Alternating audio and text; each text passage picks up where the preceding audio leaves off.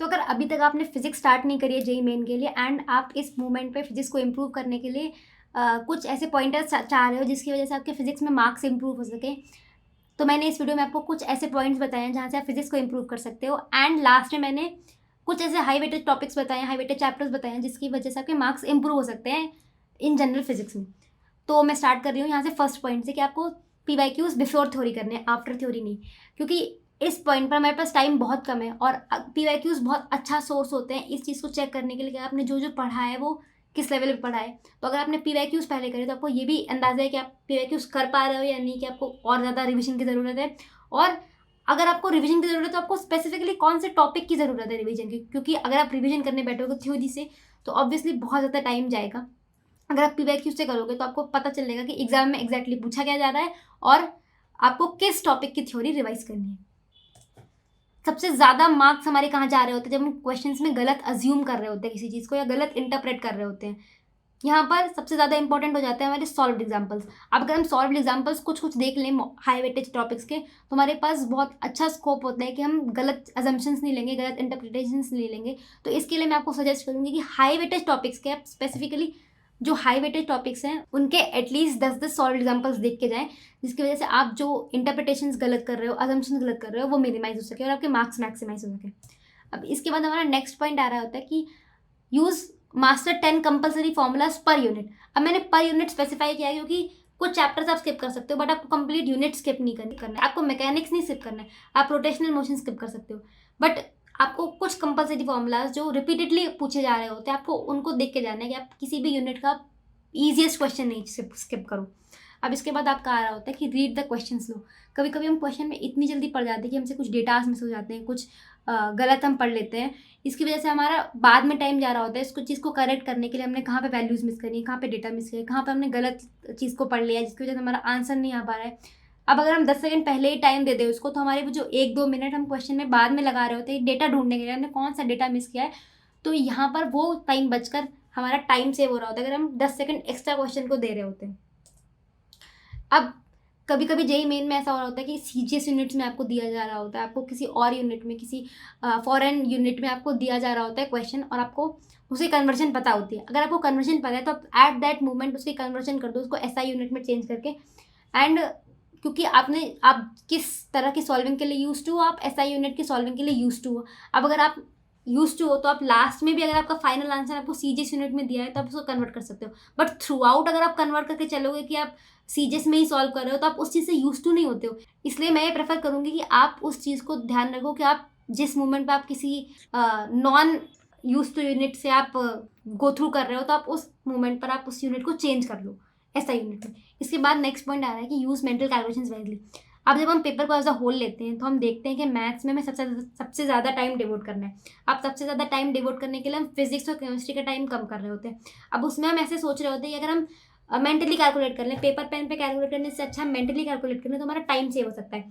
But इससे आपकी बहुत ज़्यादा सिली मिस्टेक्स के चांसेस हो सकते हैं क्योंकि उस तरह के मेंटल कैलकुलेशन आपने मॉक पेपर में ट्राई नहीं करी होती। कि कुछ लोग ऐसे हो रहे होते हैं कि √3 मल्टीप्लाई बाय 1.6 ऐसे कैलकुलेशंस भी मेंटली करने की ट्राई कर रहे होते हैं कि वो 1.6 इंटू √3 √3 इज 1.7 तो 1.7 इंटू 1.6 ऐसे 1.6 का स्क्वायर के आसपास होगा, ऐसे वो मेंटली कैलकुलेट कर रहे होते हैं आंसर्स को।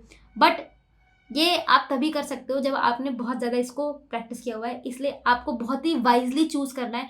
स्पेसिफिकली आपको न्यूमेरिकल टाइप क्वेश्चंस में इनको नहीं ट्राई करना है क्योंकि उसमें आपको नियरेस्ट इंटीजर में आंसर देना होता है, बट थोड़ा बहुत इधर उधर होगा तो आपका इंटीजर चेंज हो सकता है। जैसे आपको बहुत ही प्रिसाइजली उस चीज़ को यूज़ करना होता है कि आपको मेंटल कैलकुलेशन कब करनी है। अगर आपके ऑप्शंस दूर हैं तो आप मेंटली कैलकुलेट कर सकते हो इन सब चीज़ों को, बट आई प्रेफर कि आप उस चीज़ को भी पेन पेपर पे करो जिससे कि आपके सिली मिस्टेक के चांसेस बहुत कम हो जाए। Next point is repeated patterns पे काम कीजिए। जेई मेन में बहुत ज़्यादा रिपीटेटिव क्वेश्चंस आ रहे होते हैं आपके, स्पेसिफिकली मॉडर्न फिजिक्स से, इलेक्ट्रोडायनेमिक्स से बहुत ही ज़्यादा रिपीटेटिव क्वेश्चंस आ रहे होते हैं। इसकी वजह से आप यहाँ पर अगर आप कुछ रिपीटेड पैटर्न्स पे काम कर लो तो आपका स्कोर मैक्सिमाइज हो सकता है।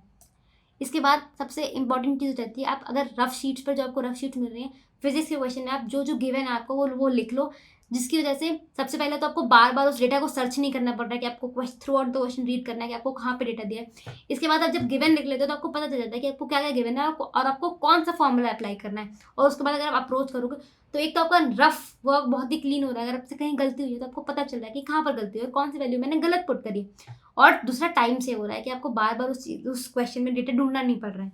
इसके बाद next point is standardise methods पे।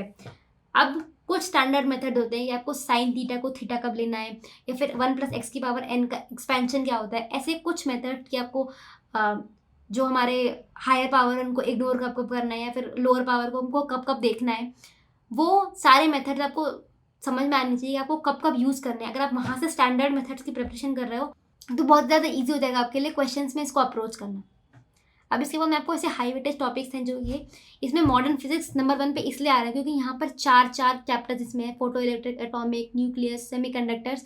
ये सारे चैप्टर्स के ऑलमोस्ट एक एक क्वेश्चन आ रहे होते हैं, तो ओवरऑल कंप्राइज जो कर रहा होता है वो 4 से 5 question modern physics easily comprise कर रहा होता है। इसके बाद हमारा नेक्स्ट टॉपिक है एसएचएम। एसएचएम मैं ये नहीं कहूँगी बहुत ही ईजी चैप्टर है, बट इससे बहुत ही प्रिडिक्टेबल क्वेश्चन आ रहे होते हैं। इससे आपके वैसे क्वेश्चन आ रहे होते हैं कि आपको जो आपके एसएचएम की इक्वेशन दे दी जाती है और आपको के की वैल्यू निकालनी है, वेवलेंथ की वैल्यू निकालनी है, ऐसे आपको वैल्यूज दी जाती हैं प्रॉपर इक्वेशन की, और आपको वेलोसिटी एक्सेलरेशन का ग्राफ पूछ लेंगे या जो भी डिस्प्लेसमेंट वेलोसिटी का ग्राफ पूछ लेंगे। बहुत ही प्रेडिक्टेबल क्वेश्चंस आ रहे होते हैं। इसके बाद थर्मो वाला पार्ट आ जाता है, इसमें भी आपके प्रेडिक्टेबल क्वेश्चंस हो रहे होते हैं। और इस वाले पार्ट में, थर्मो वाले पार्ट में, आपके थर्मल प्रॉपर्टीज़ में जो हमारे फॉर्मूलाज हो रहे होते हैं, तो बेसिकली पार्ट पूरा फॉर्मूला बेस्ड आ रहा होता है, आपका ग्राफ्स आ रहे होते हैं इसमें से आपके। तो ये चैप्टर पे आप टाइम इन्वेस्ट करके आप इससे मैक्सिमम आउटपुट ले सकते हो। रे ऑप्टिक्स वाला पार्ट में जनरली हमारे लेंस वाले क्वेश्चंस आ रहे होते हैं, मिरर वाले क्वेश्चंस आ रहे होते हैं, रिफ्रैक्शन वाले क्वेश्चन आ रहे होते हैं, रिफ्लेक्शन वाले क्वेश्चन आ रहे होते हैं। तो ये वाला पार्ट भी बहुत प्रिडिक्टेबल हो जाता है आपके लिए। करंट, इलेक्ट्रिसिटी और इलेक्ट्रोस्टैटिक्स वाला जो पार्ट होता है वो आपने 12th की स्टार्टिंग में पढ़ा होता है, तो जनरली वो लोगों का अच्छा भी होता है और इससे भी क्वेश्चंस बहुत ही ज़्यादा रिपीटेटिव पैटर्न के आ रहे होते हैं। करंट इलेक्ट्रिसिटी में हमसे रेजिस्टेंस पूछ रहे होते हैं, या फिर जो स्टैंडर्ड फॉर्मूले हैं ड्रिफ्ट वेलोसिटी के, मोबिलिटी के, इन सब से क्वेश्चन आ रहे होते हैं। और जो इलेक्ट्रोस्टैटिक्स है उसमें आपको बहुत ही ज़्यादा मैकेनिक्स वाले पार्ट में नहीं जाना है कि मैकेनिक्स के साथ जो क्वेश्चंस कंबाइंड होकर आ रहे होते हैं उसको भी सॉल्व कर रहे हैं, बट आपको जनरल फॉर्मूला कि पोटेंशियल क्या होता है, इलेक्ट्रिक फील्ड क्या होती है, इन सारे फॉर्मूलेस को आपको ध्यान में रखना है, जिसकी वजह से आपके बहुत ही ज़्यादा ईजी क्वेश्चन नहीं छूटे। अब इसके बाद एसी आ रहा होता है। एसी और एसएचएम इंटरलिंक्ड हो रहे होते हैं, तो यहाँ से भी सिमिलर टाइप ऑफ क्वेश्चंस आ रहे होते हैं, आपसे ग्राफ्स पूछे जा रहे होते हैं, आपसे जो एसी की इक्वेशन हो रही होती है उसमें से आपकी पावर पूछ ली जाती है, जो आपके रेजिस्टेंस, इंडक्टेंस और कैपेसिटेंस, वो सारे एलसीआर सर्किट पूछा जा रहा होता है आपसे। वो सारे क्वेश्चन आपसे पूछे जा रहे होते हैं, वो बहुत ही प्रेडिक्टेबल होते हैं और जनरली वो ईजियर कैटेगरी में लाइक कर रहे होते हैं, क्योंकि आपको इक्विवेलेंट एलसीआर सर्किट बनाना होता है, या फिर इक्विवेलेंट इंडक्टेंस, कंडक्टेंस और कैपेसिटेंस और रेजिस्टेंस आपसे पूछी जा रही होती है, तो वो सारे ईजियर कैटेगरी में आ रहे होते हैं क्वेश्चन। अब इसके बाद यूनिट्स, डायमेंशन एंड एरर्स। अब यूनिट्स, डायमेंशन इसलिए ज़्यादा ईजियर हो जाता है क्योंकि आपने अगर हर चैप्टर के 10-10 फॉर्मूला जो इंपॉर्टेंट वाले हैं, तो यहाँ से आपके ऑलमोस्ट सारे फॉर्मूलेस कवर हो जाते हैं। अब ऑलमोस्ट सारे कवर हो जाते हैं तो आप डायमेंशन इजीली निकाल लोगे। अब डायमेंशन इजीली निकाल लोगे तो यहाँ से आपका 1 से 2 क्वेश्चन श्योर है। अब अगर दोनों के आगे एरर और डायमेंशन दोनों के क्वेश्चन आ रहे होते हैं जनरली पेपर में एक एक, तो यहाँ से भी ये हाई वेटेज चैप्टर बन जाता है, क्योंकि यहाँ से बहुत ही लो इनपुट हो रहा होता है चैप्टर, या बहुत कम इनपुट में आपकी बहुत ज़्यादा आउटपुट आ जाता है। 2 क्वेश्चन के आसपास इससे आ रहे होते हैं। अब इसके बाद कुछ ऐसे चैप्टर्स होते हैं जो हम स्किप कर सकते हैं क्योंकि वो बहुत ही ज़्यादा हाई इनपुट चैप्टर्स होते हैं जिसका आउटपुट बहुत कम होता है। अब आउटपुट कम है तो आप इनपुट वहाँ पर दो यहाँ से कंपैरेटिवली, तो वो गलत चीज़ है, क्योंकि यहाँ पर अगर आप इनपुट दोगे तो यहाँ इसका आउटपुट बहुत ज़्यादा है। तो उस चीज़ को मैंने इस वाले वीडियो में डिस्कस किया है और हमने इसमें प्रॉपरली पीसीएम तीनों के चैप्टर जिसको आप स्किप कर सकते हो उसको डिस्कस किया है। एंड यहाँ पर आप जाकर देख सकते हो कि मैंने प्रॉपरली वेव ऑप्टिक्स जैसे चैप्टर्स को लिस्ट डाउन किया है कि आप जिनके कौन से पार्ट्स स्किप कर सकते हो। तो take care, all the best.